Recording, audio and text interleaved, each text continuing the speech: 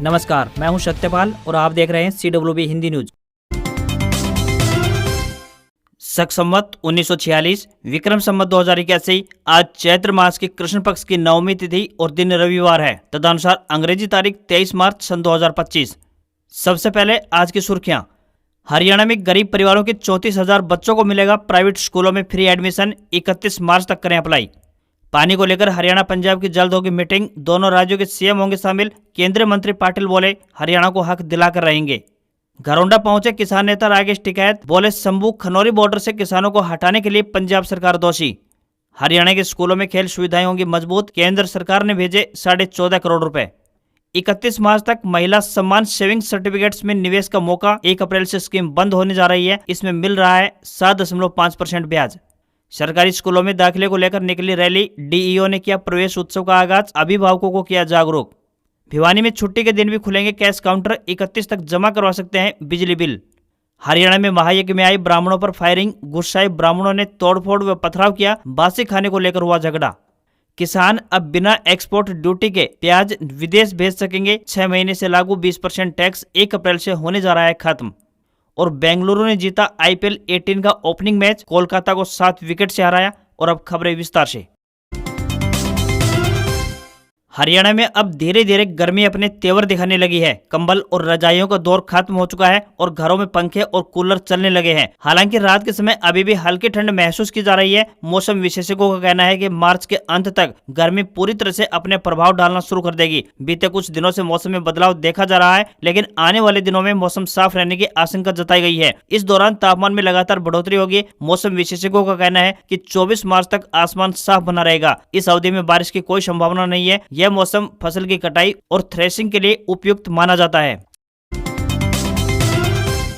भारतीय नौसेना अग्निवीर भर्ती 2025 के तहत 02/2025, 01/2026 और 02/2026 बैच के लिए MR यानी मैट्रिक रिक्रूट और SSR यानी सीनियर सेकेंडरी रिक्रूट के पदों पर भर्ती के लिए एक नोटिफिकेशन जारी किया गया है। इस भर्ती के लिए अविवाहित पुरुष और महिला उम्मीदवार ऑफिशियल वेबसाइट joinindiannavy.gov.in पर जाकर आवेदन कर सकते हैं। आवेदन में करेक्शन 14 से 16 अप्रैल 2025 तक किया जा सकेगा। वहीं स्टेज 1 परीक्षा 25 मई 2025 को आयोजित की जाएगी। अग्निवीर SSR के लिए 12वीं की परीक्षा मैथ्स और फिजिक्स के साथ पास की होनी चाहिए। केमिस्ट्री, बायोलॉजी या फिर कंप्यूटर साइंस में से किसी एक विषय में पढ़ाई की होनी चाहिए। वहीं अग्निवीर MR के लिए 10वीं पास होनी चाहिए। आखिरी तारीख 10 अप्रैल 2025 है।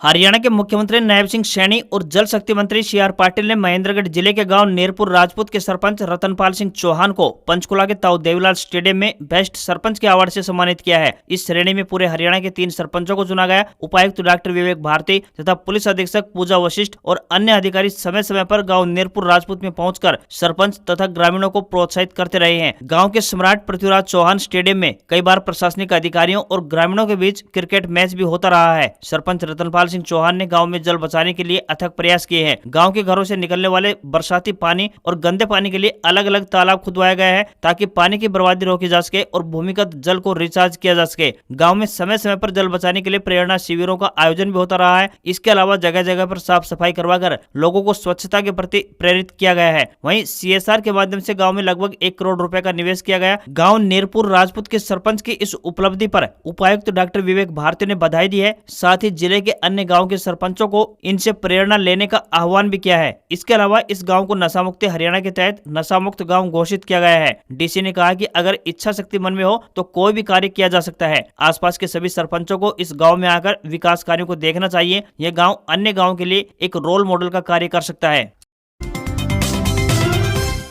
केंद्रीय जल शक्ति मंत्री CR पाटिल ने कहा कि हरियाणा को उसके हिस्से का पानी दिलाने के लिए अंतर्राज्यीय मुद्दों को हल करने के लिए आने वाले दिनों में संबंधित राज्यों के मुख्यमंत्रियों की एक बैठक की जाएगी। समस्याओं के हल होने से हरियाणा को उसके हक का पानी मिलेगा। केंद्रीय मंत्री पाटिल जिला पंचकुला के ताऊ देवीलाल स्टेडियम में आयोजित राष्ट्रीय स्तरीय कार्यक्रम में राष्ट्रव्यापी अभियान जल शक्ति अभियान कैच द रेन 2025 के शुभारंभ के उपरांत संबोधित कर रहे थे। इस अवसर पर हरियाणा के मुख्यमंत्री श्री नायब सिंह सैनी और सिंचाई एवं जल संसाधन मंत्री श्रुति चौधरी भी उपस्थित रहे। पाटिल ने कहा कि हरियाणा प्रगतिशील राज्य है जो कि पानी की आपूर्ति के लिए दूसरे राज्यों पर निर्भर है। यहाँ बारिश भी कम होती है। ऐसे राज्य में आने वाले दिनों में पानी की कमी न हो, इसकी चिंता सरकार के साथ साथ नागरिकों को भी करने की आवश्यकता है। इसलिए जन भागीदारी के साथ साथ केंद्र और हरियाणा सरकार मिलकर राज्य को पानी की कमी की समस्या से निजात दिलाने के लिए संकल्पबद्ध तरीके से काम करेंगे। बता दें कि प्रधानमंत्री श्री नरेंद्र मोदी के दूरदर्शी नेतृत्व में साल 2019 में जल शक्ति अभियान की शुरुआत की गई थी। इस राष्ट्रीय अभियान का उद्देश्य जल संरक्षण, तालाबों और जल स्रोतों का पुनरुद्धार, मानसून के पानी का पुनः उपयोग, विलुप्त हो चुकी नदियों के पुनरुद्धार जैसे महत्वपूर्ण प्रयासों पर आधारित है। हरियाणा में करनाल के घरोंडा में संयुक्त किसान मोर्चा के राष्ट्रीय प्रवक्ता एवं किसान नेता राकेश टिकैत पहुंचे। उन्होंने यहां शंभू बॉर्डर और खनौरी बॉर्डर से आंदोलनरत किसानों को हटाए जाने के सवाल पर पंजाब सरकार को दोषी ठहराया है। उन्होंने कहा है कि किसानों को बॉर्डर से हटाने के मामले में पंजाब सरकार गलत है। किसानों को बॉर्डर से हटाने का खामियाजा सरकार को भुगतना पड़ेगा। केंद्र सरकार की मंशा यही थी कि पूरे देश का आंदोलन पंजाब की धरती पर ही चले और पंजाब सरकार इस गिरफ्त में फंस जाए। पंजाब सरकार को पूरे मामले पर माफी मांगनी चाहिए और हमारे जितने भी किसान जेल में बंद किए हैं उन सबको तुरंत प्रभाव से रिहा किया जाना चाहिए। किसान नेता राकेश टिकैत घरोंडा में किसान नेता डॉक्टर सत्यवीर तोमर के बेटे की शादी में शामिल होने के लिए पहुंचे थे और उसे आशीर्वाद दिया। यहीं पर उन्होंने पत्रकारों से बातचीत भी की। 26 मार्च को एसकेएम की मीटिंग चंडीगढ़ में होगी। उन्होंने पहली कॉल दे रखी है। 26 मार्च के बाद एसकेएम इसको लेकर कोई निर्णय लेगा। राकेश टिकैत ने कहा कि किसान संगठनों में एकता की आवश्यकता है और इकट्ठे नहीं होंगे तो जो पंजाब का हासिल हुआ वह पूरे देश का होगा। हरियाणा के झज्जर में कांग्रेस में सीएलपी लीडर बनाए जाने में हो रही देरी पर शिक्षा मंत्री महिपाल डांडा ने मीडिया के सवालों का जवाब देते हुए चुटकी ली है। उन्होंने कहा कि इसके दो ही कारण हो सकते हैं, या तो पार्टी हाईकमान को हरियाणा के अपने नेताओं पर विश्वास नहीं है या फिर हाईकमान को ऐसा लगने लगा है कि हरियाणा में कांग्रेस के अंदर जो नेता बचे हैं वह सीएलपी लीडर बनने के योग्य ही नहीं है। डांडा झज्जर गुरुकुल के 109वीं वार्षिकोत्सव में भाग लेने के लिए पहुंचे थे और यहीं पर मीडिया के सवालों को जवाब दे रहे थे। इस दौरान उन्होंने झज्जर गुरुकुल की खेल नर्सरी सहित कई अन्य मांगों पर विचार किए जाने की भी बात कही। इस दौरान उन्होंने केंद्र की नई राष्ट्रीय शिक्षा नीति की भी सराहना करते हुए कहा है कि केंद्र का प्रयास है कि इस नई शिक्षा नीति को पूरे देश में साल 2030 तक लागू कर दिया जाए, लेकिन हरियाणा में इस शिक्षा नीति को इसी साल यानी 2025 में पूर्णतया लागू कर दिया जाएगा। इसके लिए भी सभी अधिकारियों को आदेश दे दिए गए हैं। उन्होंने कहा है कि हरियाणा में नायब श्रेणी अपनी सभी 24 फसलें एमएसपी पर किसानों से खरीद रही है। इतिहास गवाह है कि साल 2013 और 14 में किसानों की फसलें औने पौने दामों पर खरीदी जाती थी। उन्होंने हरियाणा में नई फसल की खरीद समय पर शुरू होने की बात भी कही। उन्होंने कहा है कि सरकार का प्रयास है कि किसानों को उनकी फसलों की खरीद में किसी भी प्रकार की कोई परेशानी न आने दी जाए।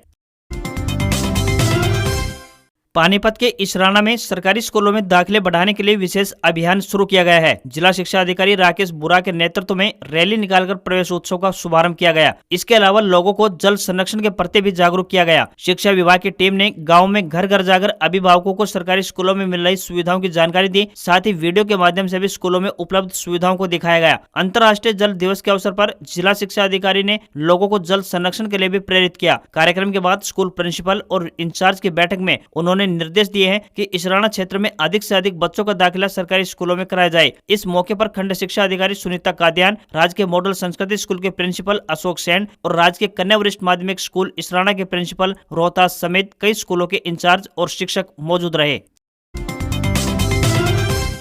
अंबाला कैंट में शनिवार को हरियाणा के ऊर्जा, परिवहन एवं श्रम मंत्री अनिल विज ने विकास कार्यों की एक समीक्षा बैठक ली। यह बैठक सभी विभागों के अधिकारियों के साथ की गई थी। बैठक अंबाला छावनी के पीडब्ल्यूडी रेस्ट हाउस में बुलाई गई थी। इसमें कई विकास कार्यों पर चर्चा हुई है। मंत्री अनिल विज का कहना है कि अंबाला में अब विकास तेजी से बढ़ेगा। पीएम नरेंद्र मोदी के नेतृत्व में अंबाला रोजाना नई ऊंचाइयों को छू रहा है। आगे भी यह निरंतर जारी रहेगा। अनिल विज ने कहा है कि अंबाला छावनी रेलवे स्टेशन को एयरपोर्ट की तर्ज पर विकसित किया जाएगा और स्टेशन को लेकर 300 करोड़ रुपए की लागत से अलग अलग चरणों में रीडिजाइन किया जाएगा। स्टेशन पर यात्रियों को अधिक से अधिक सुविधाएं मिले, इसका पूरा ध्यान रखा जाएगा। उन्होंने रेलवे स्टेशन को आधुनिक स्टेशन के तौर पर विकसित करने के लिए अपने सुझाव भी दिए। पहले फेज में 100 करोड़ रुपए बजट का प्रावधान रखा गया है तथा वर्ष 2060 को लक्ष्य लेकर स्टेशन को रीडिजाइन किया जाएगा, जिसमें स्टेशन पर प्लेटफॉर्मों का विस्तार व उन्हें चौड़ा करने, स्टेशन पर लिफ्टों की संख्या बढ़ाने, पार्किंग व्यवस्था में सुधार करने, रेलवे स्टेशन से बाहर आने व जाने के रास्तों में सुधार व अन्य कार्य शामिल हैं। वहीं मंत्री अनिल विज ने बैठक में डीआरएम के नहीं पहुंचने पर भी अपनी नाराजगी जताई। समीक्षा बैठक के दौरान कैबिनेट मंत्री अनिल विज ने सिंचाई विभाग और नगर परिषद के अधिकारियों को मुख्य नालों की सफाई करने के भी निर्देश जारी कर दिए हैं।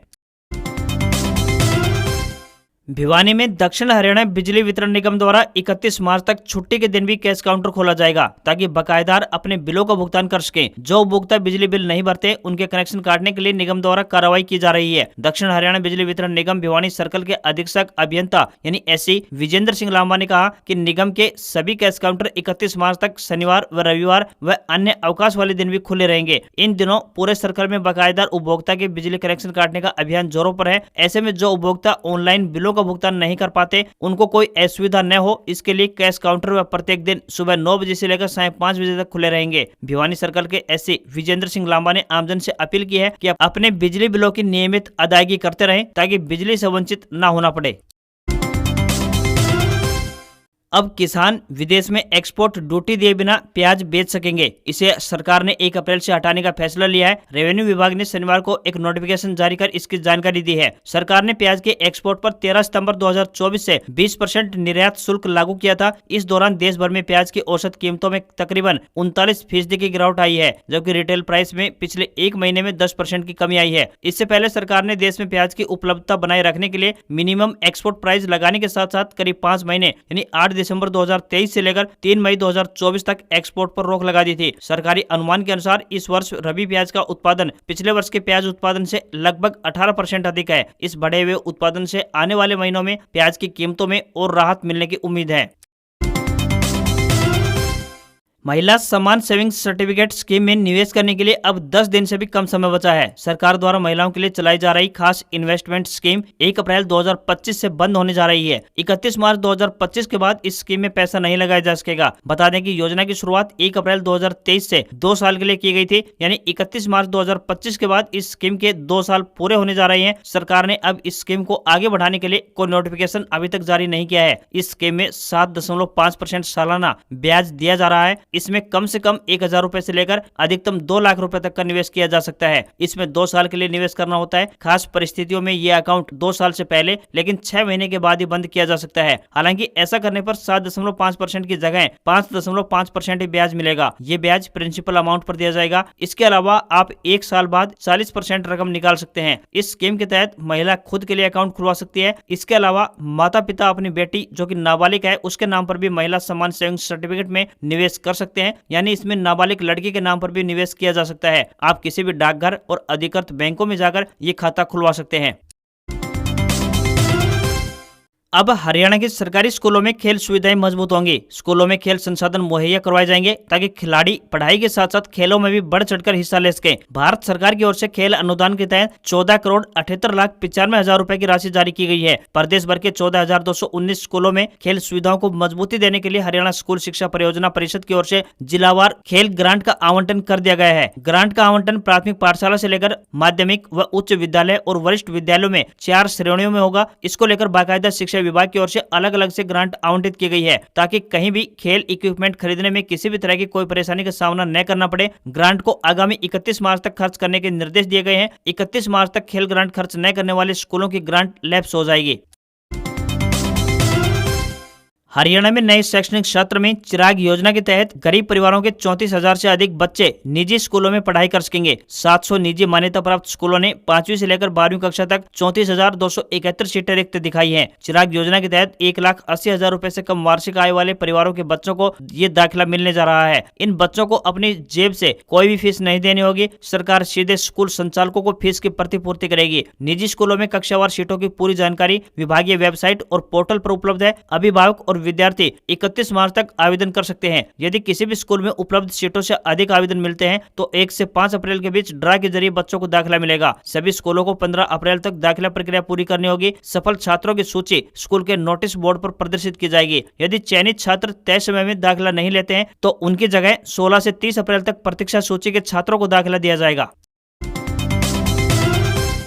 गर्मी का मौसम शुरू होने से पहले major appliance brand Haier India ने आर्टिफिशियली इंटेलिजेंट यानी एआई पावर्ड कूलिंग प्रोवाइड करने वाला एयर कंडीशनर यानी एसी की अपनी लेटेस्ट रेंज पेश की है। कंपनी का दावा है कि इस रेंज के एसी भारत का इकलौता एआई क्लाइमेट कंट्रोल सिस्टम से लैस है। नई एसी यूजर की जरूरत के हिसाब से ऑटोमेटिक चेंज कर लेता है। इससे बिजली की बचत और बेहतर कूलिंग मिल जाती है। एआई क्लाइमेट और असिस्टेंट यूजर्स के आदत के हिसाब से कूलिंग को पर्सनलाइज करता है। इलेक्ट्रिसिटी मॉनिटरिंग यूजर्स को डेली, वीकली और मंथली बेसिस पर कंजप्शन टारगेट सेट करने की फैसिलिटी देता है। AI eco mode cooling output को कंट्रोल करता है, जिससे कि आइडियल टेम्परेचर बना रहता है और बिजली का वेस्टेज कम होता है। हाल ही में हायर इंडिया ने कलरफुल भारतीय बाजार में किनोची एयर कंडीशनर यानी AC की एक नई रेंज लॉन्च की थी। यह किनोची की प्रीमियम कलरफुल लिमिटेड एडिशन है। कंपनी ने इसे 1.6 टन कैपेसिटी के साथ 3 कलर वेरिएंट में पेश किया है और इसकी कीमत 49,990 रुपए रखी गई है। किनोची लिमिटेड एडिशन AC में EI driven supersonic cooling technology दी गई है, जिससे कि 60 डिग्री सेल्सियस तक के तापमान में भी सिर्फ 10 सेकंड में 20 गुना फास्ट कूलिंग मिलती है। कंपनी का दावा है कि यह 99.9% स्टरलाइजेशन करता है, जिससे कि इंडोर में फास्ट और साफ हवा मिलती है।